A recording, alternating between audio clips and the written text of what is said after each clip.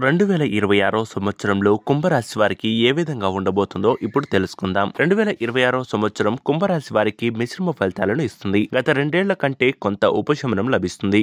ముఖ్యంగా శనిదేవుడు మార్చి నెలలో మీ రాశిని విడిచే మీనరాశిలోకి అంటే ధనస్థానంలోకి ప్రవేశించడంతో జన్మశని అంటే ఏలినాటి శని మధ్య దశ పీడ విరగడవుతుంది. దీనివల్ల వృత్తి ఉద్యోగాల్లో ఉన్న విపరీతమైనటువంటి ఒత్తిడి తగ్గి పనులు వేగవంతం అవుతాయి. సంవత్సరం ప్రథమార్థంలో గురుబలం 5వ ఇంట సంచారం బాగున్నందున విద్యార్థులకు నిరుద్యోగులకు కోరుకున్న అవకాశాలు లభిస్తాయి. అయితే ఉద్యోగంలో బరువు బాధ్యతలు పెరుగుతాయి కాబట్టి ఓర్పుతో వ్యవహరించాలి. ఈ సంవత్సరం ఏలినాటి శని చివరి దశ అంటే ప్రారంభమవుతుంది. శని దశ స్థానంలో ఉండడం వల్ల ఈ యొక్క ఆర్థిక విషయాల్లో ఆచితూచి అడుగులు వేయాలి.